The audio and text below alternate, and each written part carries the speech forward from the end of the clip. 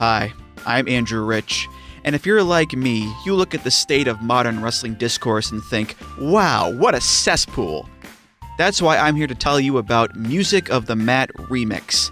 That's right, your favorite wrestling music podcast is back with a new format, where I bring on a guest and we play songs related to wrestling-themed topics. It could be a wrestling reference, a wrestling concept, a wrestling pun, things of that nature. Now you might be saying, Andrew, that is a very, very tenuous connection to pro wrestling on a wrestling podcast network. Is this just an excuse to hang out with your friends and talk about music and ignore the rest of the wrestling landscape? Yes. Yes, it is. So listen to Music of the Mat Remix on the Voices of Wrestling Podcast Network, available on Apple, Spotify, or your podcast player of choice. This podcast is a member of the Voices of Wrestling Podcasting Network. Visit voicesofwrestling.com to hear the rest of our great podcasts, as well as show reviews, columns, opinions, and updates across the world of wrestling. Competition starting to get thick, it's the click, so I hope you watch your A-game. A-made, no rain from the track when we unite and spit. This is an A-game, better bring your A-game. Competition starting to get thick, it's the click, so I hope you watch your A-game. A-made, no rain. Hey now, it's the Mike and JD show, and I'm your host, Mike Gilbert, and I'm joined as always by JD, by God Oliva. How you doing, JD? Oh, not bad, man. Spring break starts at school this week. This afternoon, I officially filled out my paperwork and registration. I'm going to wrestle 1 month from tomorrow. So, and are we going to get video of this match? I want to see this. It's more than that. It's a tournament. Yeah. I think it's going to be streamed. So, okay. I think it will be a thing on, I think it's going to be on Flow Wrestling. I'm not 100% sure, but I think it is. Ooh.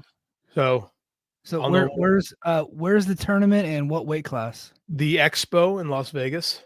Okay. And 100 kilos. So 220 pounds. Okay. Good deal. And then this is what, like an over 45 bracket? It's, I believe the years are 1975 to 1982. Okay. So it's like 50 to 42-ish. Okay. Yeah, because I'll be 42 next month, and I was born in 83. So 43, yeah. So yeah. I'm 45 yet. Math, do the math. So yeah. Jesus. So yeah, it's gonna see what happens. Been training with some college kids the last few weeks. Feel pretty good. And you're smoking those little shits, right? Like you're not letting us down. Like you're crushing these kids, right? I'm competing. They're smaller than me, but they're college kids. Like they're my shape. They're really they're like you can run, and I'm doing a lot of Tabata and plyometric type stuff to get in shape. Because knees don't really handle running when you get to this age. But my shape is good until you wrestle, and then it's a different level of shape. But I feel really good. I got a kid who two of my former athletes have been coming home and working with me, and they both say my gut wrench feels really good. So we'll see. Not for them, but for me, it feels really good. For them, it was absolute misery. So we'll see how that plays out. My shape is getting better. Going in tomorrow. I've been going in at 6 a.m. to get morning workouts in a couple times a week. So just getting in there with some college boys, and I feel good, man. We'll see what happens. If I can go out there and get my shit stomped, or I'll go out there and win, and who knows, man. I'm just going to show that I can stand one more time. Right. Well, and you like to challenge yourself and to, and you've been around the mat like since you were like a baby almost, and it's probably been a while since you did start late. Okay, I started in 8th grade, and I didn't start my official first match until spring going into freshman year. So I was always way behind the curve as far as that goes. So I didn't really even figure. My high school wasn't very good, so I didn't even really figure out how to wrestle till like my second year of college. Yeah. And I was, but I've been with her ever since, and I know what I wasn't as an athlete, I am as a coach, as far as like knowledge and skill and stuff like that. And I've really kind of fallen in love with Greco-Roman wrestling, and it's what I really should have done with my skill set. So, I'm going to give this a shot. We'll see what happens. Well, good deal. Well, we're looking forward to checking that out. So it was a big weekend in amateur wrestling, NCAA. So Gable Steveson didn't work out in the WWE, didn't work out in the NFL. So he went back to college, which I still don't think I quite understand how that even works. and I'm sure you have the rundown, probably like the Cliffs Notes version, but he went back to college and he got all the way to the NCAA championships, and he lost. Like, this is his first loss in his like entire college career, right? No, that's not true. Okay. No, he lost a couple times as a freshman. Okay. It was when Gable was a freshman, he was a little chunky and was a little cocky, and he lost to the kid from Penn State, whose name is escaping me at the moment, who's pretty good heavyweight. And then he went on his run. Like, so what's going on right now? It's been a weird few years with COVID. Everyone got an extra year of eligibility. Oh, okay. So we got a whole bunch of 6th and 7th year seniors. I remember there's a guy from North Carolina who won NCAAs last year who was in law school, legitimately in law school. We got dudes in medical school that are doing it. So this is the last year of it. Gable Dan is the big story, but Carter Strachey from Penn State became the first 5-time NCAA champion. And that's the only time that's ever going to happen. He's really good. He beat a guy going for his 3rd. So, I mean, like, it's pretty crazy. Last night, we had a lot of guys get upset. We had two guys from Illinois, won national titles, Vincent Robinson, Dean Hamidi, my dude. Really proud of them. Kid Lucas Bird from the University of Illinois. We claim him even though he's from Ohio. Won a national title. So it was a good day. 8 All-Americans from Illinois. I was very proud to have been Matt's side for a lot of them coming up through high school. So that's, brought a little tear to my eye. But the main event is Gable Steveson. So Gable had an extra year. He should not have been able to do this. Like, this is something brand new. I can't believe they let this fly. But my thought is that he had the year because he never finished his college career. So he had the extra year, and they allowed him to come back. And he came back at the semester, and he looked untouchable. But the dude who everyone thought was going to win it was Wyatt, who thought before Gable came back, the guy everyone thought was going to win it was Wyatt Hendrickson, who wrestled for Air Force. And he's a 2nd lieutenant in the Air Force, so he's one of my guys. So and he was legit. I remember he beat my guy Tony Cassiope in like the quarterfinal wrestlebacks 2 years ago. It's the first time I ever really paid attention to Hendricks because he's a big son of a bitch. And I'm like, this big kid, and he's really good. I'm like, this kid's good. And then because of NIL and stuff like that, and because the Air Force Academy doesn't allow redshirting, they allowed him to leave, and he will not start his tour until he's finished with his wrestling career. So they're going to let him train up to 2028. Very similar to David Robinson in the Naval Academy in the 80s. Yeah, well, the NBA, yeah. Very similar to that. So they're letting Wyatt. So Wyatt got a deal because of NIL money. Wyatt got a deal from Oklahoma State. Oklahoma State is in a rebirth here. They hired David Taylor, who was Cale Sanderson's protege at Penn State. Like it was one of the first big name guys that Cale had at Penn State. They gave him a boatload of money to take over Oklahoma State, which is the most Iowa gets a lot of the attention, but on paper, Oklahoma State is the most storied wrestling program in history. So David Taylor comes to Oklahoma State. When the first thing he thinks he does is he brings Wyatt Hendrickson in with a big old NIL deal. So this has been the match people have been hoping to see for a long time. But Gable, not only was Gable a 2-time NCAA champion, but Gable was also an Olympic gold medalist who at the height of his career was done. And he won the Olympic, we talked about on the show, he won the Olympic team trials last year. And WWE, because they're buttholes, would not let him compete in the Olympic Games. Would not let him compete. He won the spot. It was going to be his. Didn't get it. Help led to a really kind of a piss poor performance that the U.S. had this past year. But then he came back to college, and he's just schooling dudes. These are good. Like, heavyweights right now are good, too. So everybody expected it to be kind of a fun match, but nobody thought that Wyatt Hendrickson was going to beat him. Gable gets the first takedown, and then Wyatt shows some really good scrambling in this match. Like, for a heavyweight, for a big man, this kid could freaking scramble. And then at the closing set, Gable's winning 4-2. Closing seconds, Wyatt takes a shot on a high crotch. Gable kind of chest locks him and doesn't square up his back hip, kind of keeps it flared out. And then he does what we teach the kids do: is you knee under, pound in, you get those hips underneath. And with 6 seconds left, he finishes. No, probably more like 8 or 10 seconds left. He finishes that high crotch on Gable Steveson. And that's it. We have a massive upset. I mean, it's one of the biggest upsets in NCAA wrestling history. It's right up there with Dan Gable, who Gable Dan was named after, which they like to point that out. So I joked to some of my friends, like his dad fucked him at birth by cursing him with that name. So yeah, it's one of the biggest. Gable won his gold medal after that. Gable Steveson won his gold medal before. So to have an Olympic gold medalist go down, especially one that was so dominant, like Gable in the games, in the games in 21 was just unbelievable. He was beating these legit dudes left and right and just beating them with a stamp. He's still, in my opinion, the greatest heavyweight of all time. Like just the way he wrestles, with it, considering he really hadn't done much before coming back to be able to just do that. And he just got beat, like he just kind of got beat. I truly believe if he had a full season underneath him and never did the WWE or Bill saying this wouldn't have been close, but shoulda, woulda, coulda. Wyatt Hendrickson is now the guy, and he's probably our best bet to make the team in 2028, to be quite honest with you. Yeah, I mean, he looked amazing. Dude, that crowd went insane. And then, of course, Daniel Cormier, who was Oklahoma State wrestler himself. It was Oklahoma State, right? Mm-hmm. He was on commentary. Like he was like not afraid to be biased in that moment. It just was going ape shit. Well, because it was just this huge moment, right? It was insane.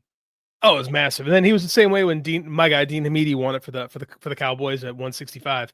He's a little, or 174, excuse me, little home cooking in there, little one. But then there's the other guy is Jordan Burroughs, one of the greatest U.S. wrestlers of all time, who was a Nebraska guy. Nebraska took second. So you had, it was kind of cool how that worked out with those two guys in commentary, and they're really good together. So it was fun listening to it. I like seeing greatness. So I didn't really love seeing Gable lose, right? But Gable always plays himself as the heel. He was made a complete dickhead before the match, staring him down WWE or more UFC style. Yeah. And, I don't know what happens to Gable here. Like, is this something that makes him go, you know what? Fuck this. I'm going to go win another gold medal. Or does he go, maybe MMA? Like he's been. I think UFC would be like the way to go for him, for real. WWE just wasn't right for him, and they cut him and his brother.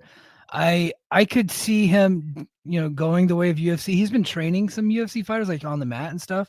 It's like training with some guys. So I think that's the way for him. He could take the same route that Daniel Cormier went. Daniel Cormier is one of the greatest MMA heavyweights of all time.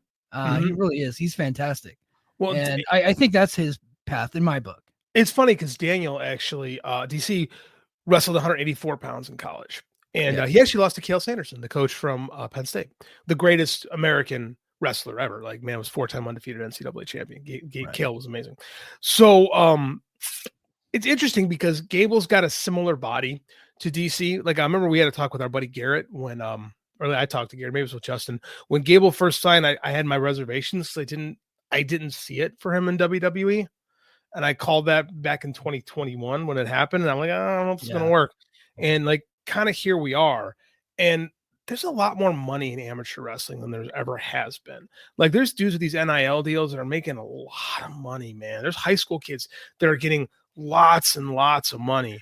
So I don't know what's going to happen. I don't know how necessarily easily Gable's skills will translate to MMA, because a lot of times the best wrestlers don't necessarily make the best fighters. A lot of times the guys who were the really good fighters were guys that were pretty good wrestlers, pretty good Division I wrestlers, not like John Jones is the example. He's a great fighter. Probably the greatest that ever lived, but he was he was like a JUCO wrestling. Matt Riddle ended up beating him. He had a decent background in it, but his skill set just translated to MMA more because of his body type, and he just really got the striking down pretty quick. Rashad Evans is another guy. He was an All-American, but I think Rashad took 7th or 8th. Was the best he ever did. It's good. You're an All-American. You're freaking good. But I mean, a lot of times it's those guys that tend to rise in MMA. Yeah. It's not necessarily the best. But you do have Henry Cejudo, right? Who was great. He was the bantamweight champion. Bantamweight or flyweight. I can't remember if he was 125, 135. I forget. Yeah, but he was one of the lighter weight. And he actually had 2 titles at once. And he was an Olympic gold medalist. He actually never wrestled in college. He actually went right to freestyle training. Very, very odd case for Henry Cejudo. He's a different kind of dude, and he had a different path. So he's an exception to the rule. There was a guy, Aaron Pico, who about 10, 15 years ago, everybody kind of had Aaron Pico as the best high school wrestler in the country, and had the target on him. He was going to be the guy. And then he decided he was going to go all out and be an MMA guy. And he signed a Bellator deal. I'm not even sure if he's still fighting, to be honest. He's in this weird thing. I think he might be headed to the UFC. I'm not really sure, because Bellator ended up getting bought out by PFL, the Professional Fighters League. And then they assumed all those contracts. but some of those contracts just never ended up getting honored, and now they're starting to slowly release them. Like they just released Pitbull and some other cats, and Gegard Mousasi just sued them. Like there's a lot going on. So Pico is just kind of like he's on hold right now, but there was a thought that he was coming right to the UFC, so we'll see on him. He's young. He's still really young. He is young, and he was raw. He came in with this great wrestling pedigree, and he was also a Golden Glove boxer. Had a lot of power, and Scott Coker did what Scott Coker does, and promoted him against some tomato cans. Like at first, he crushed him, and then he threw them in with some real fighters, and he got his ass kicked a couple of times. But he's still really talented, and he actually did end up beating some pretty good fighters. But we'll see if he has what it takes to make it in the UFC. But yeah, that's I think that's super fascinating. I love having you like as the co-host because you can actually speak to the NCAA wrestling stuff because you're super like plugged in there. We got a couple guys in the chat, and then we're gonna get to my story. The top. I don't actually mind being the top story of our show. That's okay. Every once in a while, I can be the top story. So we'll get to it. But we got Andre in the chat. He says, "What's good, gentlemen?" King of the North is your friend. He says you're gonna be in the 50+ bracket. No, 50 minus bracket, not 50+. Yeah. Well, I think he's calling you old. Is what he's doing. He's a dick. I'm freaking old, man. What do you? I don't look my age. I don't act my age. I don't feel my age. JD Oliva, the last outlaw. Shit, I'm getting a T-shirt made. Mike, get it on TeePublic. Yeah. Brother Brad in the house. He said, "What's good, guys? Finally remembered to tune in live. I finally remembered what time we're supposed to be on, and I didn't screw us over. Mike remembered we had a show this week. Yeah. Let's see. Suit Williams currently sweating out my national champion before some Sunday collision. For real, man. Sunday collision's coming on tonight. I forgot about that. Yeah. And there's like a basketball thing going on, right? Yeah, March Madness is happening. And then like right after the basketball game, AEW did a smart thing. They broke up collision over 2 nights, 1 hour each night. So immediately after basketball ends, they go to an hour collision. And then on Saturday and Sunday night, it was taped earlier in the week. So those ratings are going to be through the roof, and it's going to cause a bunch of arguments. And I just fucking can't wait. Cannot wait. It's very much like an inflated rating, Yes. like it's fake, but you got to just totally like own it. Like, hell yeah, this is just what they did. I texted you guys this week. Do you know how I know AEW is back on? Right? Do you know how I know AEW is course corrected? I was on Reddit because I can't be on Twitter anymore. I just don't like it. So I've discovered the mutants of Reddit now. And I see a bunch of people talking about why AEW. There's a bunch of people talking about why AEW is doing it wrong and why they're going to stunt their growth and all this stuff. And it's like we're back to where we were in 2021 and 2021. We're back to the mutants saying, AEW really is never going to be as big as WWE because da da da. Instead of just saying Tony sucks, right? We're back to that. So I feel like, nature is healing. Moxley's making people angry again. Good. So it's like AEW's at its best when WWE fans hate it, right? Mm-hmm. And like the fed-pilled like operatives for the WWE are out there complaining about it. Because there for a while, like they were trying to make those people happy, and they have ceased to try at all to make those people happy whatsoever. They still do some sports entertainment stuff, but they've always done that. Like they've never not had it. It's always been an element of the show. But there for a while, it was overtaking what we loved about AEW. Now they have taken some steps back. Tony Khan took control of the book again, and it seems like it's back to where, like, it's not, as far as popularity wise, it's not back to where it was in 2021. I don't know if they'll ever get back there, but right now it's kind of like where my taste is at for AEW. I want WWE to be themselves. I want AEW to be themselves, and I want TNA to be themselves. I want New Japan to be themselves. I don't want them to cross-pollinate and try to copy each other. I like them for different reasons. So when I'm watching them, I want to be like kind of in that universe. I want to be in that mindset. When I'm watching AEW, I want to see like these little fucking shits slapping their legs, kicking out of shit for 20 minutes, right? Like that's what I want to see. So they're getting back to it, and I want to see the death matches. Yes, this is what I'm saying. It's like I'll make this argument because we had some new people listen to the show that maybe weren't listening to us when AEW was pretty good, and I was defending them.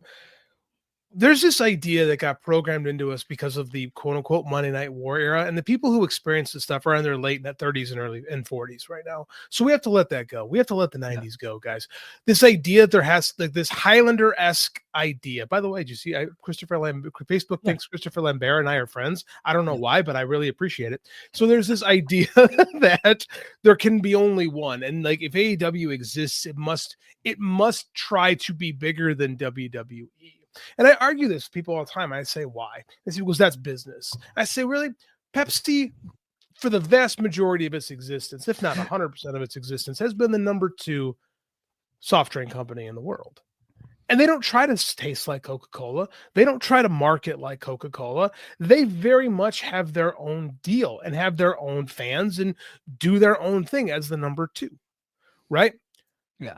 Burger King has existed. Maybe it's not in a good spot right now, but Burger King is the number 2. Wendy's exists. Okay. Taco Bell. Like you said, like you don't have to be the biggest and the most dominant. All you got to do is have a sizable share of the market that serves your fan base to be successful. And I think AEW got away from that. And we talked about this too, because when they were doing their thing, you had stuff like Grand Slam and Arthur Ashe, right? You were doing good business. And then all of a sudden you started to try to be, the Brochachos. And then we started kangaroo kicks. The kangaroo kicks. And you're trying to have MJF. I don't blame him on this a lot. You try to have MJF out there talking about his different fucking flavors of ice cream and how they're trying to grow the fan base. And Mike, what did that do to the actual fan base? BOGO Max was then invented on this show, like buy one get one free. Like the house show business tanked essentially, and that's why they're playing like smaller theaters right now on their weekly show, which I happen to think they look awesome. I think it's cool. Yeah.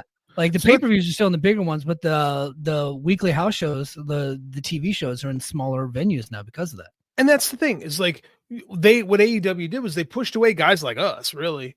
Like the hardcores, the guys that want to, it's like, I don't like WWE. I just don't like, and I don't want a wrestling company trying to be another WWE. TNA is at its best when it just does TNA stuff and isn't trying to be WWE. When you have guys like a Jimmy Jacobs in the room, guys who come from Vince, right? Trying to tell you this is what WWE does. That's bad.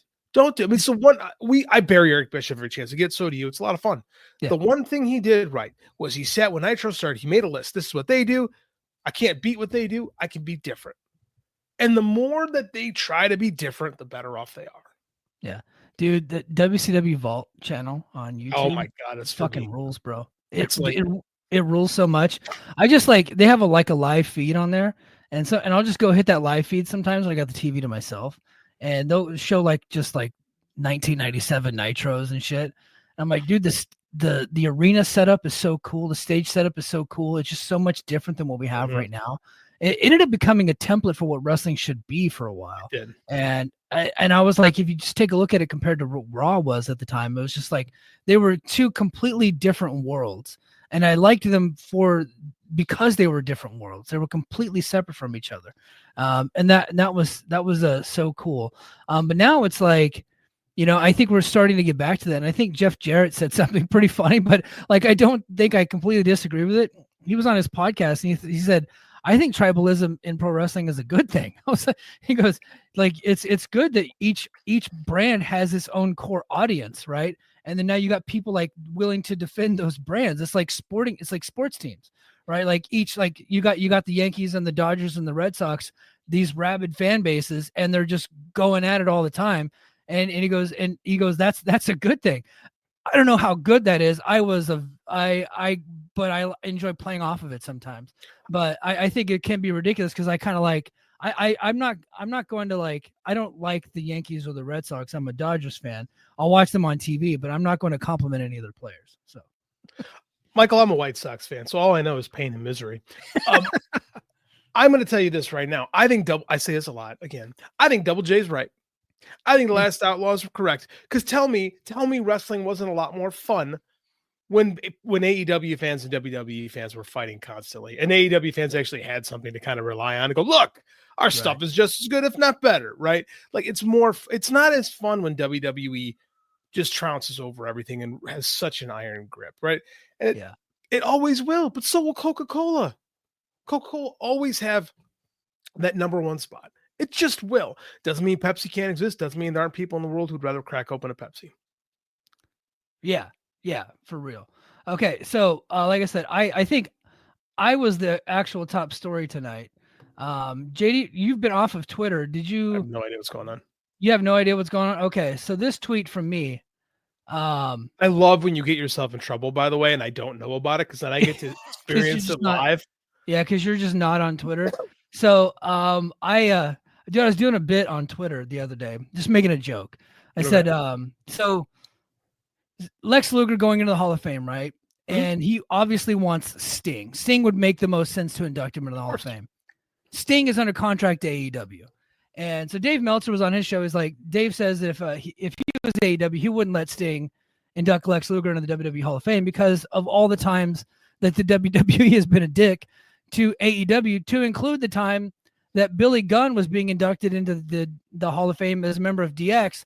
And on the stage, they said he was a part of some pissant company, right? Mm-hmm. And also the fact that during Sting's retirement match, WWE wouldn't let Lex Luger be shown on camera. He wouldn't let him be a part of it. He was in the audience, but he wouldn't let him be a part of the moment. So Dave was saying that because of those reasons, unless there's like a monetary or some specific business deal, that Tony Khan should not let, Tony Khan doesn't have to be the nice guy in the situation, right? So I did a bit. I made a joke.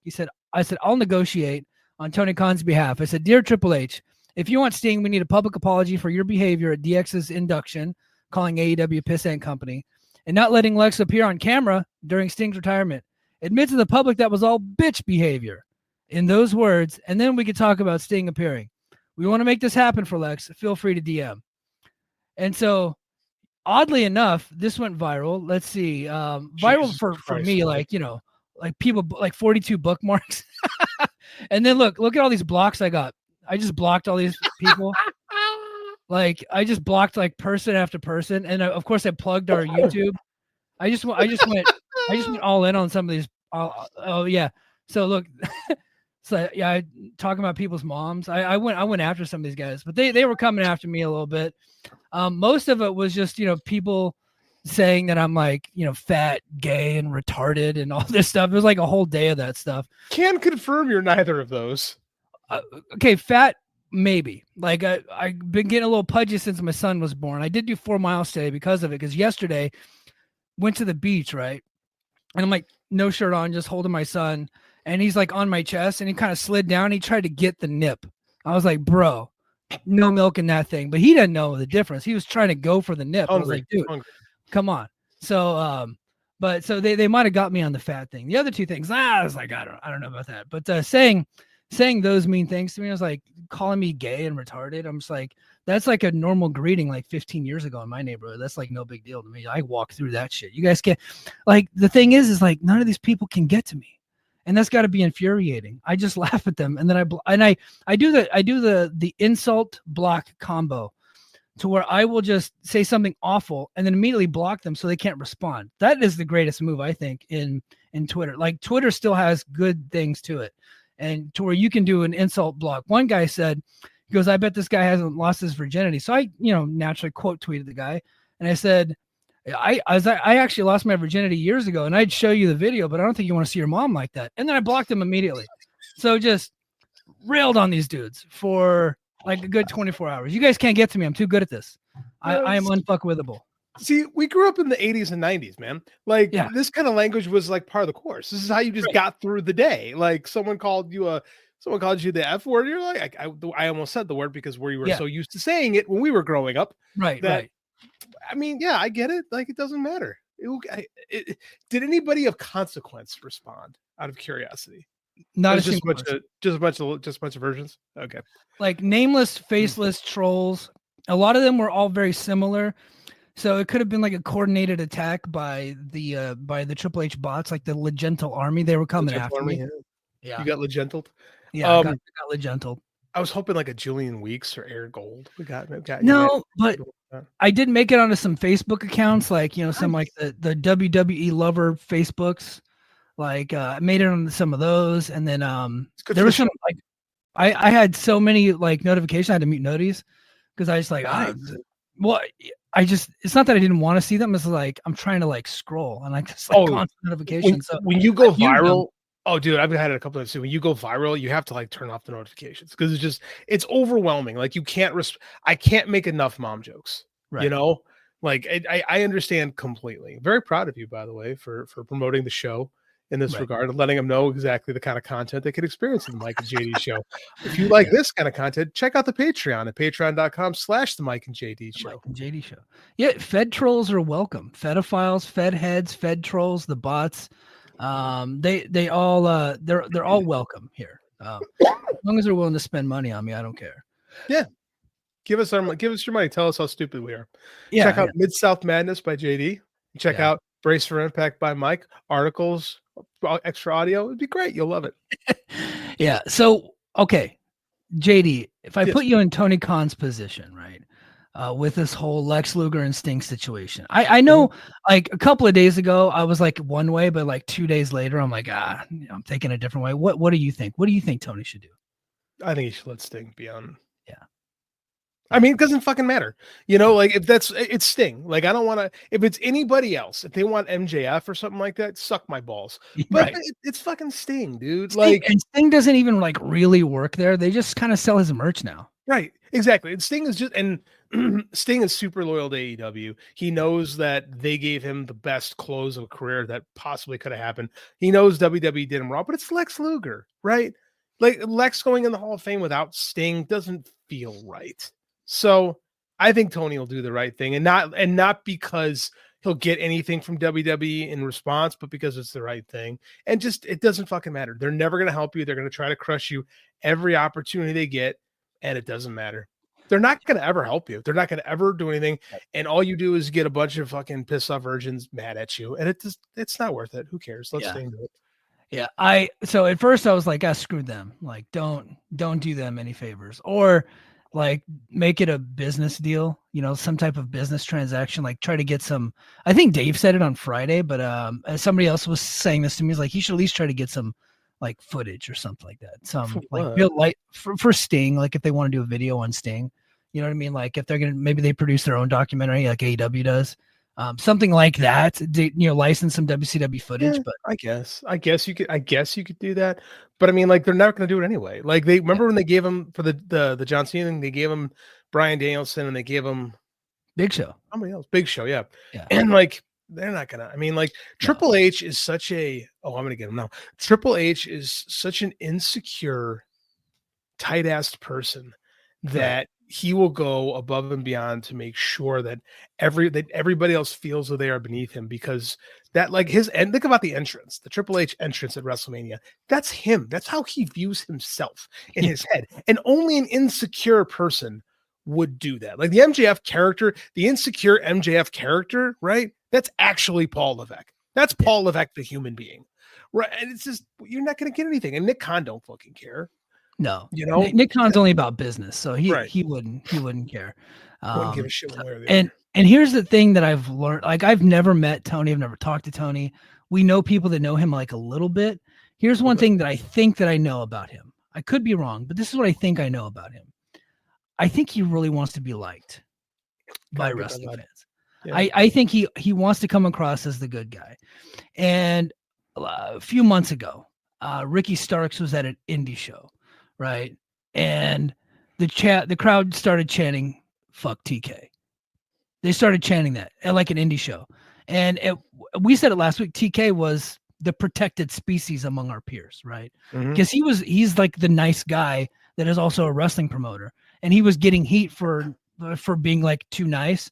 And then, so that's why he's like holding these people hostage. Right. Well, hostage. He's paying these motherfuckers a lot of money. Right. Like Starks and Phoenix and Pent, like they're all getting paid a lot of money to not come to work. I don't feel sorry for them people one bit, right? But because those chants started at that indie show, like almost within like a couple of weeks, boom, Ricky Starks get released. Pentagon's gone. Like Phoenix is now gone. Malachi Black is gone, right? I get the feeling Camille is probably like next, right? Like the people that are there, Miro gets his release, right?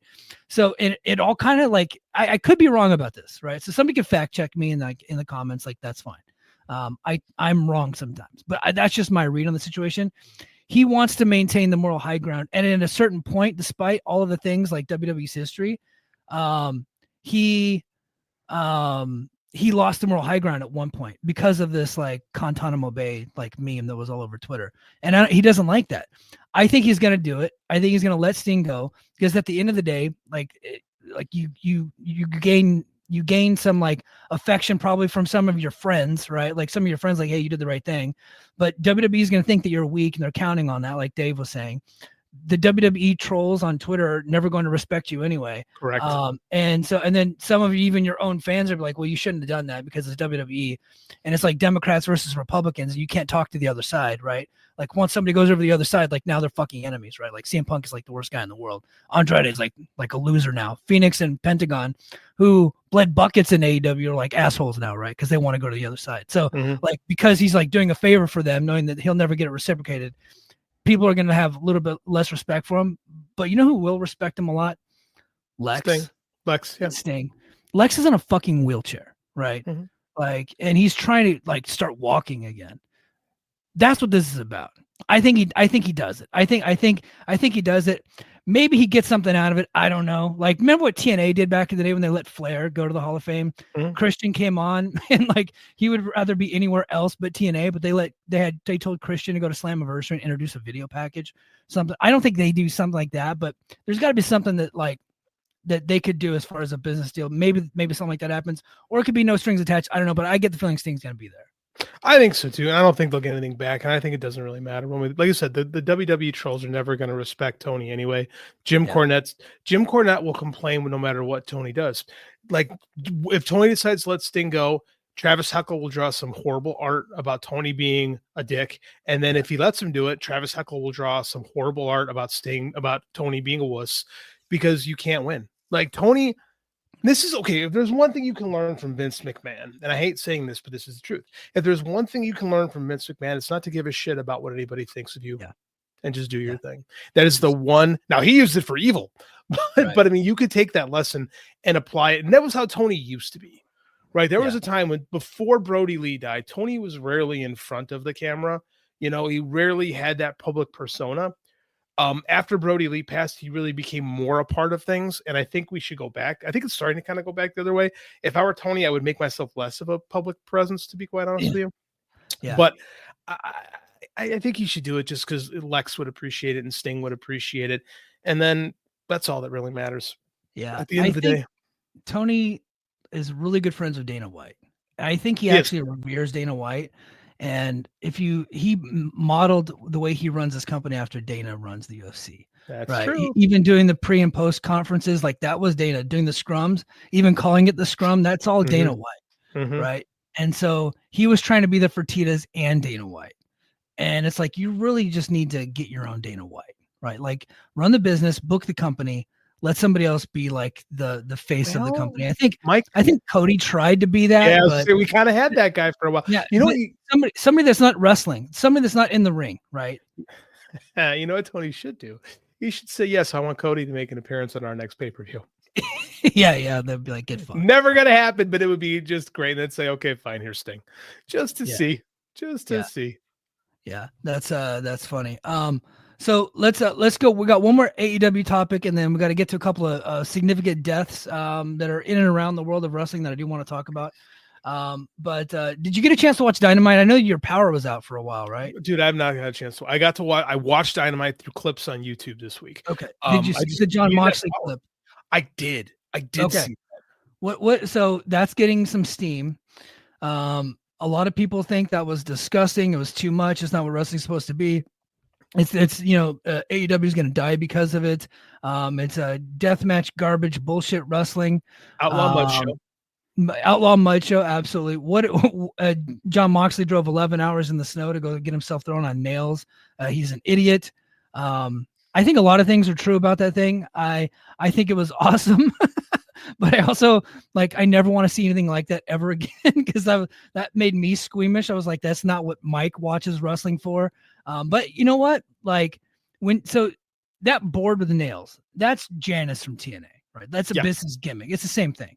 And I was always very critical of them introducing it because I was like, you guys are never going to slam anybody on that because it would impale them, and you're never going to get that on TV. And it took over 10 years for that gimmick to finally pay off, but somebody finally got suplexed on it, and those nails were fucking sticking out of his back, and it was one of the grossest things I've ever seen in my life. I completely agree with you. I think it was absolutely disgusting, but it's Jon Moxley. Jon Moxley is the modern day Terry Funk. And he can do 100%. And he can do whatever he wants, whenever he wants. Terry Funk went to Japan and did disgusting stuff, right? Yeah. You can tell me this isn't wrestling is supposed to be, but you can't tell me how much you love Mick Foley, right? Where Mick Foley made his name, really made a huge thing for himself doing the IWA King of the Death match with Terry Funk. Like, you cannot tell me that there is not a place for this. Now, is there a place for this in mainstream wrestling? Not in WWE. Nope. But why not? Why not with AEW? We've seen this. Right. We've seen this before. I've heard this argument before with Nick Gage and the Pizza Cutter. Boy, that guy had one appearance in AEW, and boy, did he make an impact. Like, I don't care. Is it going to change? Is one AEW fan gonna leave? Gonna stop watching because of this? No. I did see some like media guys saying I'm never watching AEW again, and I was just like, yeah, come on, all right. Heard that before. Yeah. Who said? I curiosity. Who said that? Did you? Jeremy Botter, Flow Slam guy, Jeremy Botter. Oh, Flow Slam guy. Okay. Yeah. Don't get me started on Flow. That's one of wrestling's great all-time failures. Flow Slam. Nice job. Yeah. I remember Wade Keller the week before it got announced, like, the wrestling is going to change. This is going to make a big deal in wrestling. It was done in a year. It's whatever. I mean, I have this crazy theory that I think Jon Moxley is the only true heel in professional wrestling because everybody hates him. Yeah, he's doing a pretty good job of getting hated. He's like legitimately. Now you can argue. We had a buddy that argued with us that night when I mentioned that, and he goes, "It's not the right kind of heat." And I'll say it's not hurting business. It's not. We thought that it was for a while, but then when that Revolution number came out, I was like, you know what? Maybe we were wrong about this. Like, maybe I don't want to say it's not working for my taste, right? So there's a difference. It wasn't working for my taste, but it did business. Mox and Edge did business. But it was a great show. We want to see, and by the way, Bob Backlund did great business with phenomenal undercards too. This isn't the first time it's happened. Like, I'm of the mind that people want to see Moxley lose the title.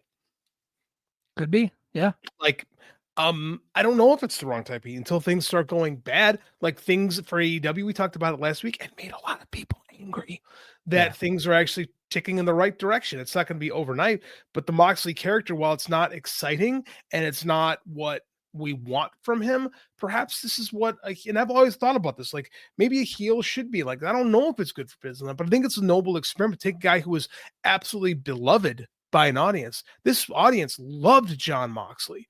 Like, he was the embodiment of AEW 6 years ago. Right? You leave the evil empire, you come to the upstart, and you do your thing. You paint your, what do you say? Play your music your way, was what he said. Right? Yeah. And now you're the most hated guy in the company. Like, legitimately, people legitimately hate watching him wrestle. Like, that's like, he's the only heel in pro wrestling. Yeah, he is. He's, we'll see. Like, I think the Death Riders angle for the most part, up until Revolution, was a big flop. Not good. Right. Not good. Like, house shows were down, everything was down, but then it seems like Revolution things picked back up. We'll see what happens with Dynasty. We'll see if Mox versus Swerve does business. I'm curious about that. And then we'll see what they get at, we got Double or Nothing and All In. I don't think that one event can tell the entire story of his run. You know what I mean? So we'll see where it goes. We will say this, though. It was Dynasty tickets were a struggle to sell, and they're up 1,300 since the announcement. Right? Yeah. Now we got to see what the actual work going in will be. Now they got to hit the ground and promote. Now they got to hit the ground and promote in that area. And they're not running a giant arena. They're only running 6,000 people. So I mean, like, they should be okay. Like, they're being very conservative, right? Very bullish when they're running. They're not running a giant market in Philly. And quite honestly, it's smart because Philly is a WWE town, and you don't want to run big places in WWE towns. Dynasty is in St. Louis. Dynasty is in St. Louis. I think it's in Philadelphia. No, it's in Philly. Okay, my bad. No. Okay, thank you. Dynasty was in St. Louis last year. I'm sorry. No, we're good. I had an argument. I was like, did I just lose my whole argument? No, Yeah, I stand by what I said. Yeah, I think that it's smart. I think they're running a smaller building. I think they're running the Temple, right, where the college is. Yeah. That's fine. That's what they got to run right now. I want you to look. I heard that neighborhood's a dump, by the way. Like from a guy I know. It's like why would it because Philadelphia dump. Oh. Yeah, well, I mean, they have shitty football. I mean, I know they won the Super Bowl, but they still suck. So, fuck them. Fuck 'em, yeah.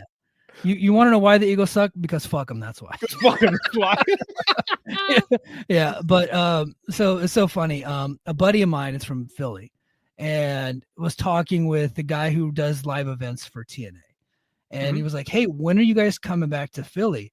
And he's like, "We can't run the 2300 arena anymore because we've outgrown that arena. Like we're doing 3,000 to 4,000 seats now. You can't get that many people in that arena." And the other option would be the Lacora Center, but that's in like a sketch neighborhood, and they can't run the bigger one, the one that the 76ers play in, because that's just way too big. So they got to find like a better venue for them. But so like TNA is running into those kind of problems. Good for TNA. Yeah, that's where their business is at right now. Yeah. It's good. I mean, I think that it's going to be an interesting test. I don't think Philly is going to be a great AEW town just because of it. If you're not running the 2300, right, you got to run this one. And it's WWE is pretty hot right now. And TNA fans are very loyal to TNA. So it's different. So I'm curious to see how this turns out. But I think that, I missed Dynamite this week, so I cannot speak to Monster. Dynamite was like, outside of that match, it was just like, for me, it was like a decent episode, but the main event was Megan Bayne versus Statlander. And the match was like good, but the only reason I watched it is because I had nothing else to watch. What do you think of Megan Bayne? Do you think they're pushing her too hard too soon? Probably, but I think they see a lot in her, and so it's like the old adage: like if you think someone's a main eventer, you put them in the main event, and then eventually they just grow into the position. I think she's talented. She's got a great look. She's a bit green. Like she doesn't have the same. She did work Japan for a while, and she's like her work is getting better. But I don't think she knows how to work TV yet. There is an art to working TV that you don't like actually learn on the indies and stuff like that. So I think she's going to be just fine. A lot of people are being like pretty tough on her, but I'm like, you know what? Let's wait and see on this one. I think that she could actually end up being something. I'm a fan. I like the look. I like her work style. I've been like just peripheral talking to our buddy Scott and stuff like that for a while. And I know she's been like aligned with them for a minute. So I do wonder if it's too much too soon, if they shouldn't have just had her keep squashing people for a while. Charisma seems to be a concern. Yeah. Like she got good physical charisma, but it doesn't like she does with the facial expressions and the emoting. Which I think is like just her, because did you watch that video of Joey Janela getting jumped by this guy Dylan Bostic at like an autograph signing? I heard about it, but I did not see it. Dude, it's the video so fucking funny. So like Janela's just there at like an autograph table, right? And this guy Dylan Bostic, he's just an indie guy that they'd been beefing for years because follows everyone on Twitter. Yeah. He would like follow me and unfollow me for years, and I just ended up blocking him. He's like one of those guys. Ditto. Yeah. So he ends up like has like a crew with him, like a guy videoing it, and he confronts Joey Janela, flips his autograph table over, and just starts swinging on him. And then like Janela's friends just end up beating the shit out of this guy. Like even Masha Slamovich is in there like just stomping this dude out, right? It's like the thing just goes complete sideways for this guy. He ends up going on Twitter talking about how he kicked Joey Janela's ass. Like, bro, we see the video. You got your ass kicked. So he ends up deleting the video because he's like, yeah, you're right. I did get my ass kicked. But he's like trying to go out and tell you he kicked Joey Janela's ass. Worker. Janela didn't beat him up, but Janela and his friends like got the better of him, if that makes sense. Well, in the background is Megan Bayne not doing a goddamn thing. Smart. Just staying out of it. Like that's her boyfriend, which Joey Janela would have like. Come on, Joey Janela's dating Megan Bayne. Yes, dude, that dude's got a hit list, man. I'm hit my cap to him. Yeah. So, but anyway, but like no expression, just kind of just like watching. It's like it was pretty funny. But I think she could end up being something someday. We'll see. But I thought Dynamite was a pretty good. What's that? Think she's a mouthpiece? I think that mouthpieces are underutilized all over professional wrestling. I agree. I think that like I think AEW. I don't think Camille failed in AEW. I think AEW failed Camille. Right? She's big. She's got a good look. I think she could have done something, but they say, okay, you know what? You can't go out there and have a 20-minute match with Queen Amanada, then you suck, and so now you're on the sideline. So maybe she has heat. So I don't like throwing. I like the old school mentality. If we got this person with the star look, but they can't do everything that the other guys can do. Let's just work around it and then develop them over time. You know what I mean? Let's give them a manager. Like they gave Lex Luger a manager, right? And he just developed all of his skills over time and became, like, in my opinion, one of the all-time greats. But he was never Ricky Steamboat because he didn't have to be. Like, you don't, like, Megan Bain is a giant. She doesn't need to be fucking, she doesn't need to be Riho or Momo Watanabe. Like, she doesn't need to be that. By the late it took Luger a good decade plus, but by the mid to late 90s, he was pretty freaking good. He was. You watch those early Nitros, like the Sting Luger angle where they're the tag team champs, one's a babyface, one's a heel.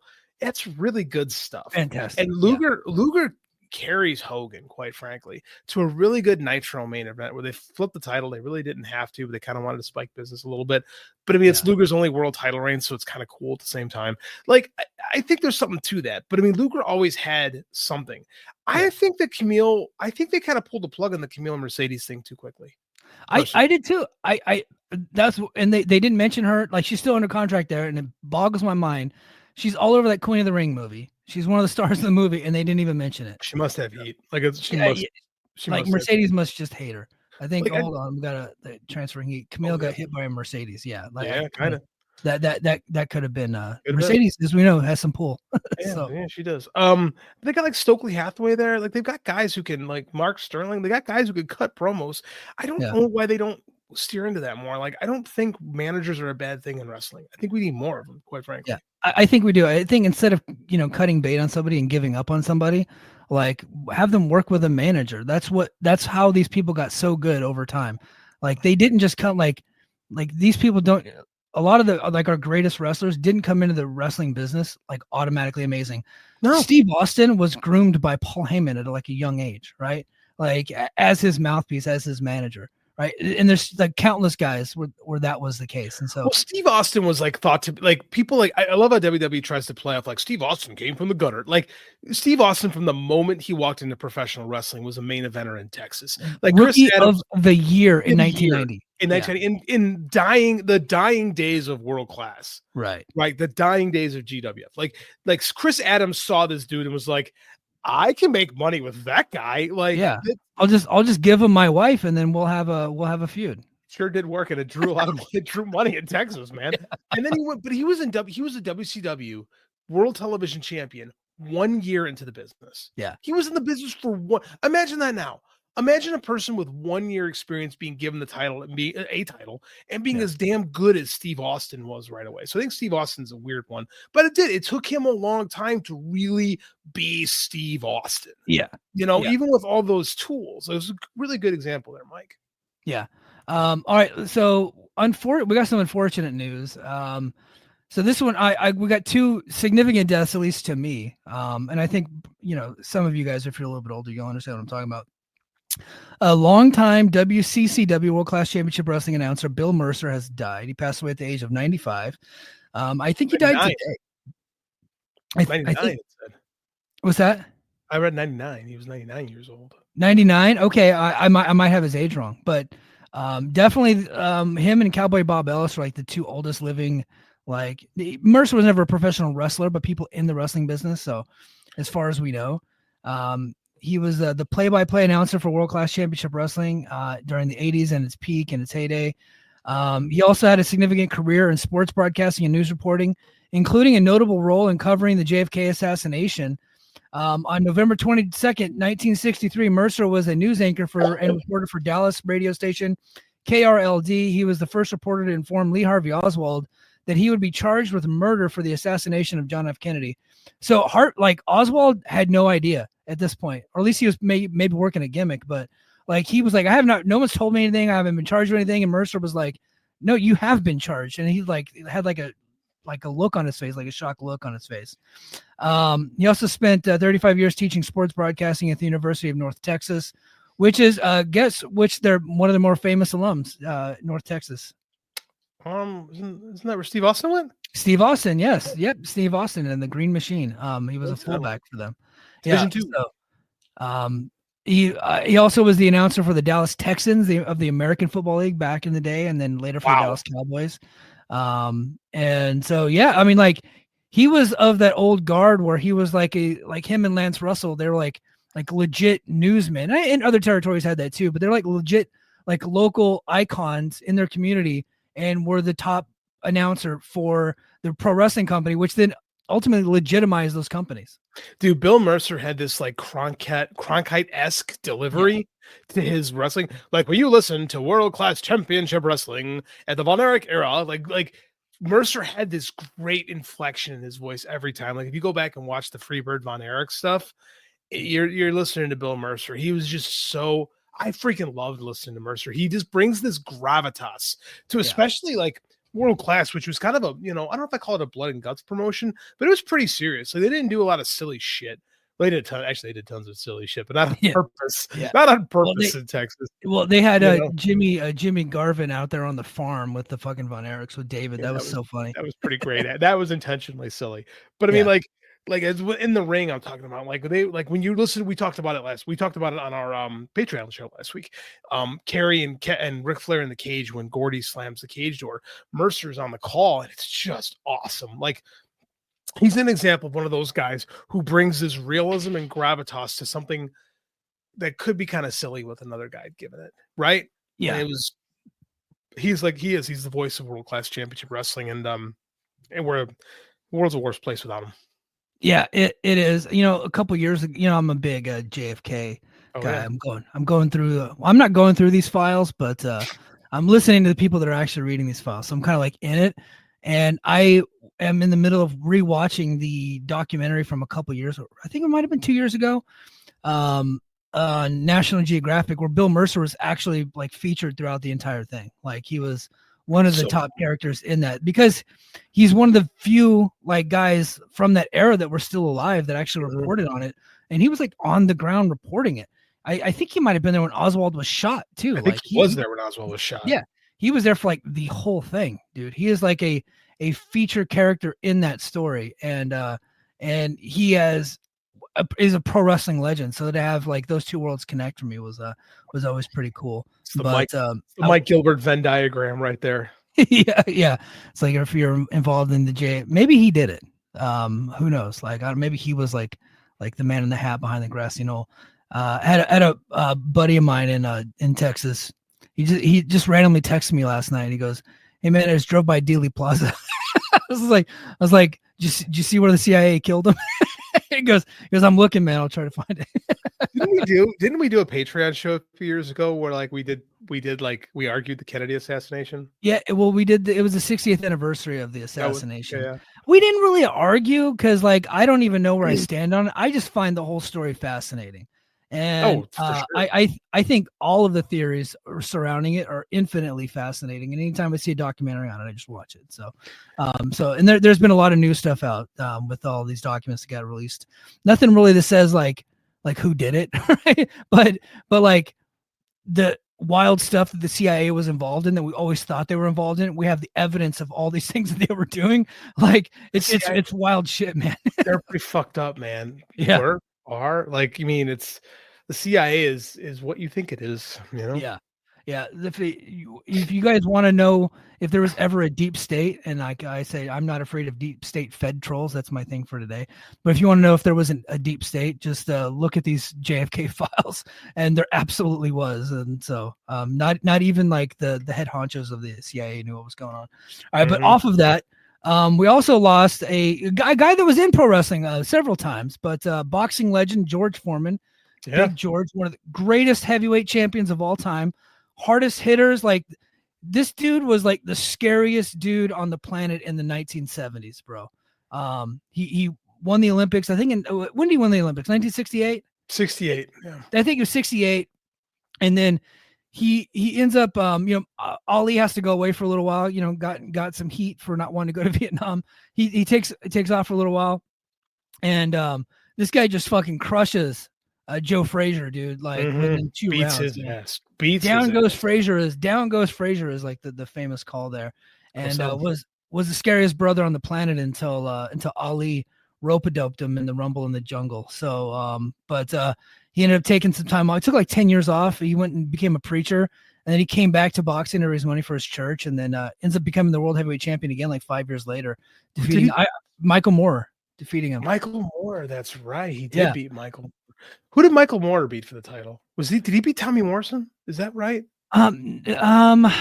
Yes, he did, but I don't think he beat him for the title, but he did beat Tommy Morrison. I thought he might have beat him for the title. I can't remember that. That's like the George. I remember when we were kids, the George Foreman comeback was like epic. Like it was like Rocky, but it was like real life. You had this 40 guy our age, dude. He was our age as the world heavyweight champion. He was 44 when he won the world heavyweight title, dude. And I was watching that fight live. Like that was a big deal in the Gilbert household.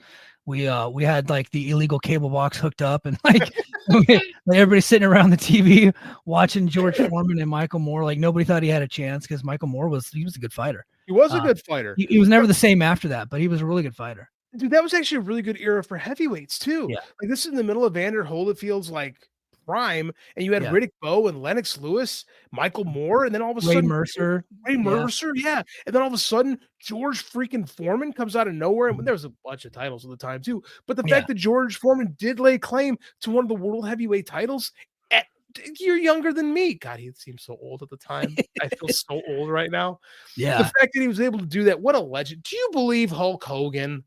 Because remember, we were also hold on. Okay, I have notes on this, by the way. I prepared for this conversation, but go ahead. Oh, good. So, like when I was in college, the George Foreman grill was all the rage. So, you guys who don't know this, the George Foreman grill was like this press grill and had like it was like basically an iron, right? It was essentially an iron. Yeah, it has since been replaced by the air fryer, but I had it whenever I was in college too. And I actually grilled steaks on it and grilled chicken because I didn't have like a charcoal grill because I just had an apartment. I couldn't have a charcoal grill, and I didn't want to cook it.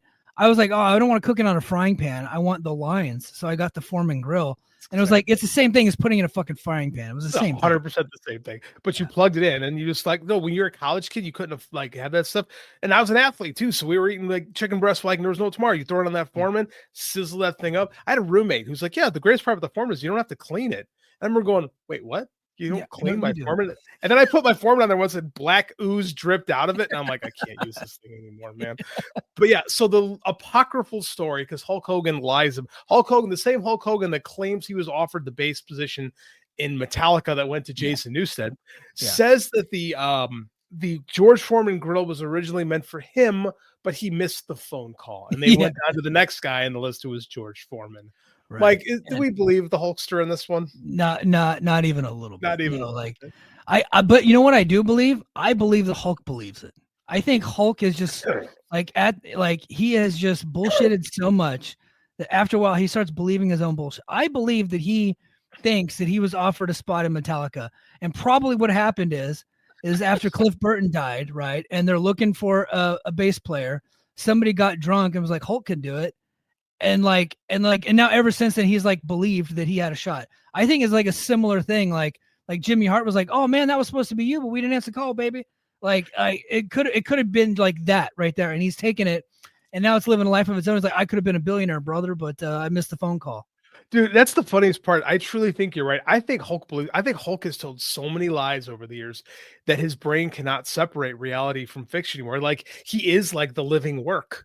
Right? Yeah. Like he is the funny part is like when Cliff Burton died, like Hulk Hogan was in the middle of his like 4-year run as champion. Like the thought of the whole thing is ridiculous to think about, but he truly believes he could have been the bass player for Metallica. He truly believes that he should have had. Hey, Vince, brother, got these guys, this band, dude.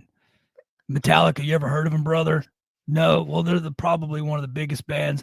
They just had their first video, so we know they're ready to make some money, brother. That's before they had their first video. Like Cliff dies after Master of Puppets. They were still kind of underground. They were the most popular band. Their first video was One, right? Yeah. And that was Injustice for All. So Cliff Burton dies when? After Master. Cliff never recorded. Okay. Cliff never recorded. It was Kill 'Em All, Master, and then Ride the Lightning, and then Kill 'Em All, Ride the Lightning, then Master. Then Master, and then Justice for All was after that. So correct. It was like, right. So I had my timeline down. So like, they're okay. I was pretty close, but like, oh, hey brother, they're I'm going to be in the band, dude. Eventually we're going to get them to cut their hair and we'll go to do some unplugged, brother. It's like, I think they're ready to make some money, brother. I don't think this wrestling business is out for me. And like, he was not in a heavy metal band, by the way. No. He was a legit bass player. He was like a legit, like that's how he got discovered. He was a bass player in Florida, but in like a funk band, in like a funk band. Yeah. Like the whole, the timeline is ridiculous, but the fact that and I don't think you're right. I think he truly believes all these insane things. Like he'd be like, oh, I thought Andre was going to beat me that night, man. The dude could barely walk. Like, yeah. What? I tore every muscle in my back when I slammed him. Like you didn't. You worked like 2 weeks later. Like it's just. But again, that's the Hulk Hogan. I know we're supposed to pay tribute to George, but I mean we can't not talk Hulk Hogan. We are. Yeah, we are paying tribute to George by talking about what an idiot Hulk Hogan is. Yeah, but and we'll circle back to George. We got a little bit of time. We're over the hour, but who cares? Yeah, we went a little bit early tonight. But so one of my favorite lies that he ever told is a completely like provable lie. And Undertaker has talked about this several times because he's still pissed about it. He fucking hates Hogan.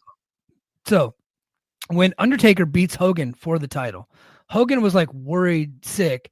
The Undertaker was going to give him the tombstone and like break his neck, right? Okay, well, did you see how Undertaker used to get the tombstone?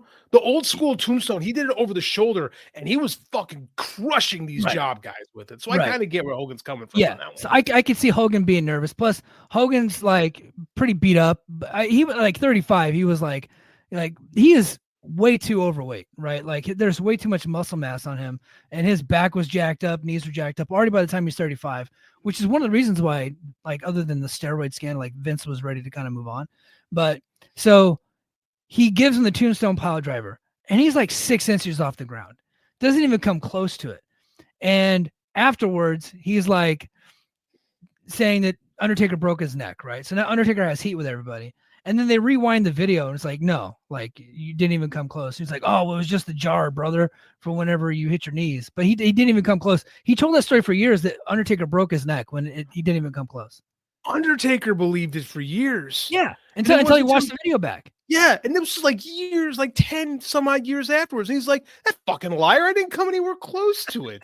Like he felt so guilty for hurting. Because think about it, in the late 80s, early 90s, you killed the golden goose. Like Hogan was the reason why everybody was making all kinds of money, and nobody wanted to be the guy to hurt Hulk Hogan. Right. And here's Undertaker, who had just like a year earlier, this is 91, right? It's February 91. Yeah. He debuted in WWF out of nowhere, essentially. A year earlier, like he gets a rocket strap to the world title. He really does. Yeah. And he's beating Hulk Hogan for it. It's like, oh, I just murdered him. Yeah. Yeah. But to get back to George Foreman, I mean, like this dude in the 70s, when I say he was a killer, like some of you guys, like young cats, if you don't know anything about boxing, think Mike Tyson in the 80s. That was George Foreman in the 70s. Like but bigger, right? Just like the scare, and like, he wasn't like the lovable fat guy that you saw in the 90s. Like he was a lean, mean, like big, scary, like hated the world type guy. Whenever he swung on you, it was the most ill-intentioned punch you've ever seen in your fucking life. Like this guy wanted to kill you every time he swung at you. It was insane. He had like in the 70s, there was this like, let's talk about like race relations a little bit.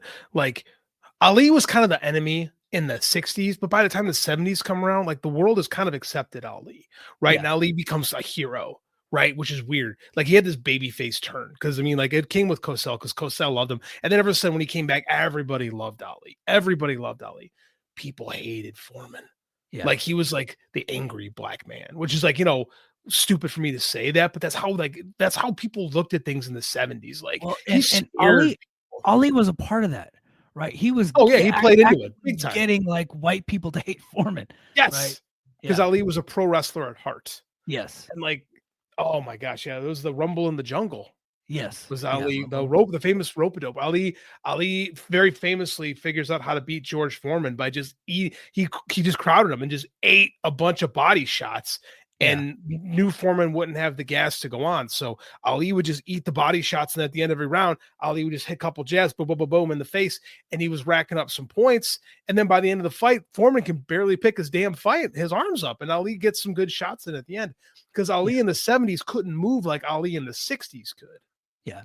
Yeah, so he had to like fight smarter, which is why Muhammad Ali is in my opinion, the greatest of all time. Yeah, absolutely. Yeah, because he was able to come back and win that world title and then go on another run, and then like his body kind of started to fail him and his head started to fail him after a while, and he had those like disastrous fights with fucking Spinks, and of course he ended up beating Spinks, but like he lost to Spinks and he beat him, and then Larry Holmes was like.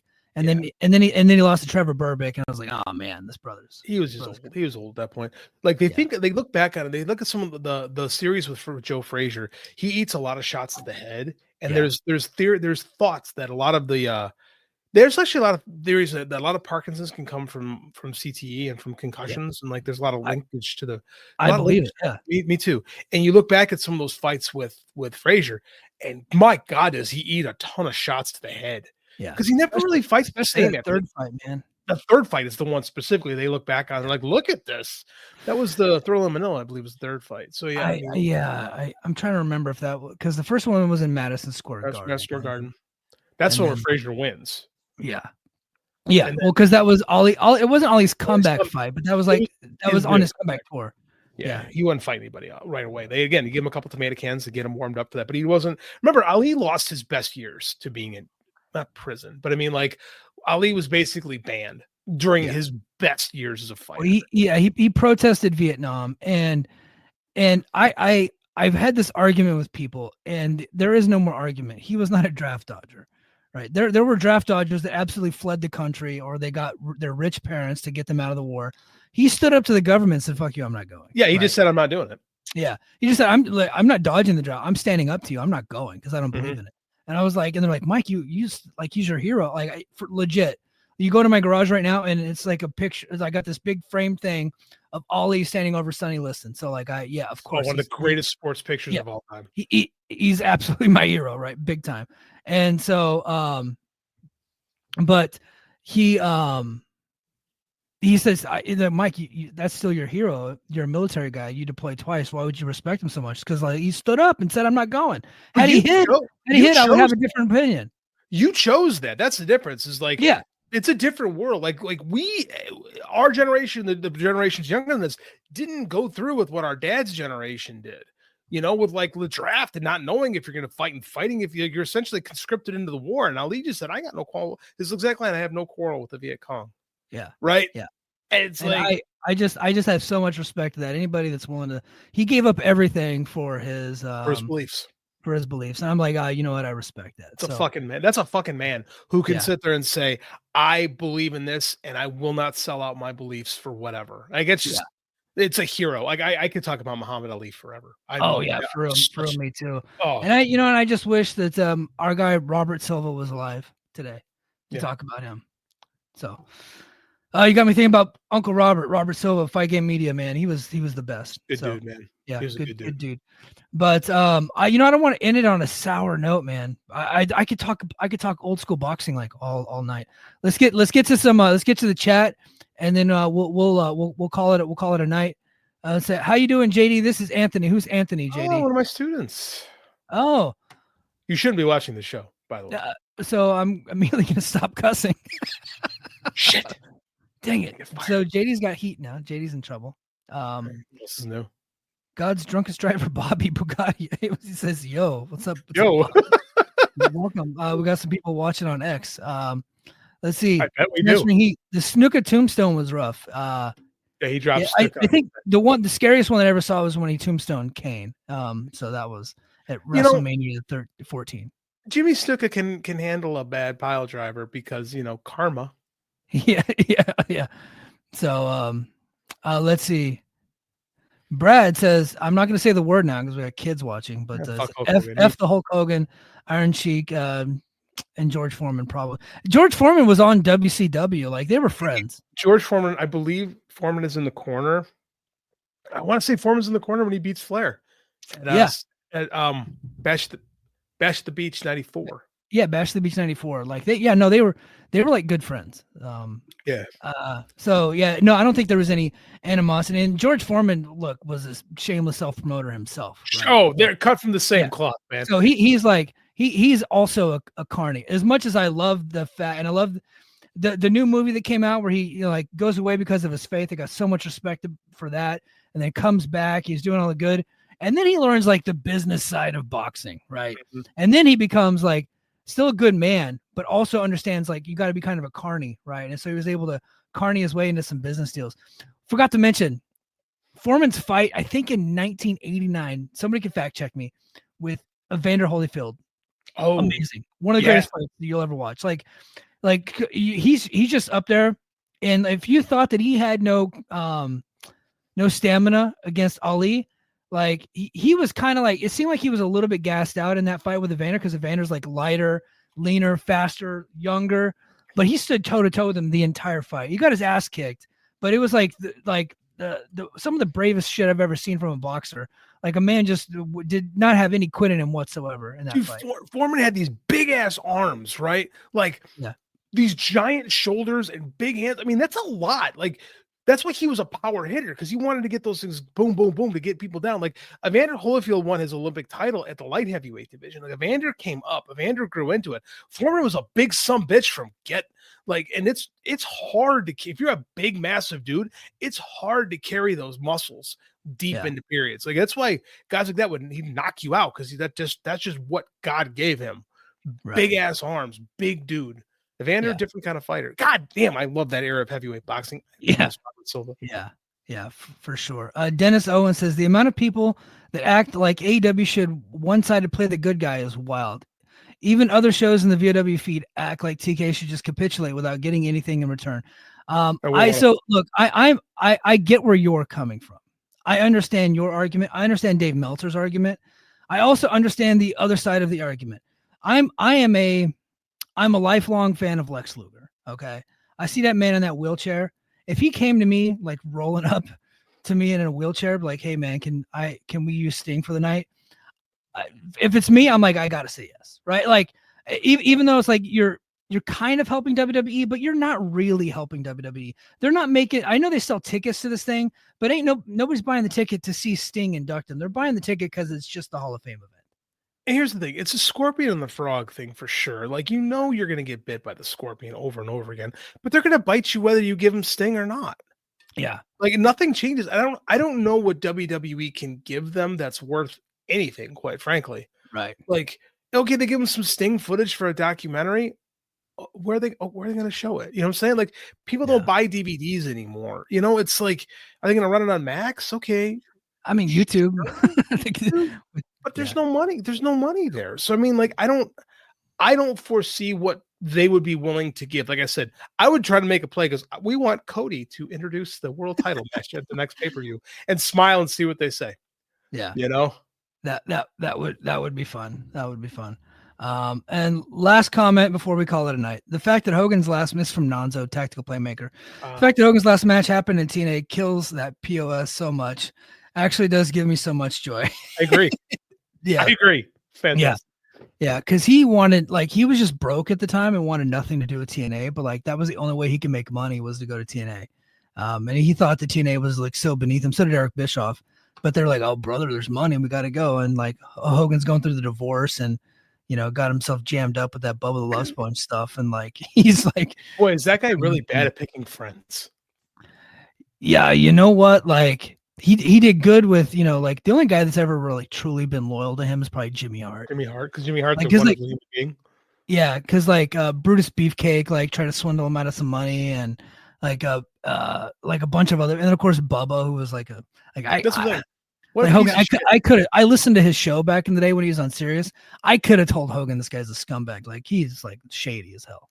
The way I don't want to do this whole thing, but like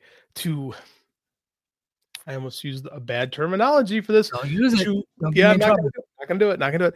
To hose over your supposed friend the way he did is just like messed up on so many levels. Yeah. Like it just look it up if you don't know what I'm talking about. Like Hogan's, would someone call that karma too? Yeah. So Hogan was like, or Undertaker was saying in the clip. I just watched the clip the other day because I just get random clips on my YouTube feed. And so like, it was just a clip of Undertaker talking about Hogan coming out in LA on the Raw debut on Netflix to like a series of boos. And he's like, well, and Undertaker had also come out that night and he got wildly cheered. They voted for the same guy. They campaigned for the same guy, but they all hate Hogan. But Hogan was trying to blame the Republican stuff, but Undertaker was right there with him, right? It's like, no, this is karma because you're a bad guy. So, they work for TKO. That is, you are. There's not a more Republican company in the world. You know, it's like these fans are all about it. Like, you are just an asshole. Yeah, that's so. If that crowd hates you, then like you must be a bad guy. And it's like a lifelong of scumbaggery from Hogan. It's just it's poetic justice, really. The fact that everybody else kind of figured out what Dave was trying to tell everybody 30 years ago. Yeah. Right. This is why I get mad when people shit on Dave Meltzer. It's like, no, listen to Dave. Like, he's right about 99% of things. Okay. I said, we'll do one more since we actually got one from. I guess Brian Knobs is a good dude. Yeah. Yeah. Brian Knobs. Yeah. I mean, he's going through some stuff. I think he might have to have his like leg amputated or something like that. So, yeah. So they actually did a DDP, Goldberg, Sting, Marcus Bagwell, and a bunch of other WCW alums did like a fundraiser for him, like online. So like they did an online auction. So they raised up a bunch of money. So Dallas Page is a great human being. You know what? Like, I know we got the John Huber and Shad Gaspard Award in the Observer. I think it should just be the Diamond Dallas Page Award. Like, I know people give him heat because he videos it, but here's why he videos it. Is he putting himself over? Is he putting himself over? Yes, but he's also giving hope to other people. Yeah. Look at how far these people were down, and look at them now. The JD, I challenge you as a man to watch the Butterbean one and try not to cry. Try not to cry. I'm seeing so Butterbean, another legendary boxer, the king of the 4-rounders from Tuesday Night Fights back in the day. Like, the guy can't, like, he's in a wheelchair. He's like 500 pounds. The guy can't walk. He is training for a boxing match right now. It's like he is in shape right now. Like, Dallas Page is just a wonderful human being. Like, he just tries. Yes, he does it. Is he put himself over? Yes, but he's using his like fame to help people. Yes. Like, and that's a good thing. If you can use that kind of stuff to bring happiness to people, that makes you a good dude. DDP is working with Abdullah the Butcher now. That's awesome. I didn't know that. Great. Yeah, that's great. Yeah, I saw the video of that. So I didn't know that. And Abby's always been a large mammal. So I mean, God, Abdul the Butcher, he got to be in his 80s by now, right? Oh, for sure. Yeah. Legend. Definitely. Like, man. Well, we could talk all night. Yeah, we should pull this up. Yeah, because it's like super late for you, and I got to go downstairs and cook dinner. So, but guys, that's gonna do it for us this week on the Mike and JD Show. Head to patreon.com/the Mike and JD Show. Make sure you hit the like button, comment, and subscribe. Please do, and then and follow us on Twitter. Do all that stuff. And until next time, mahalo. Competition starting to get thick, it's the click, so I hope you watch your A game. Made no rain from the track when we unite and spit. This is an A game, better bring your A game. Competition starting to get thick, it's the click, so I hope you watch your A game. Made no rain from listeners we've had. Do you like wrestling trivia? Then check out the 5-Star Match Game, the Pro Wrestling Quiz Show. I'm Joe Gagney, and every episode, I grill 3 contestants with 5 rounds of power-packed wrestling trivia. We have over 30 evergreen episodes in the archives covering WWE, AEW, Japan, Mexico, and much, much, much, much more. Play along at home and check it out today.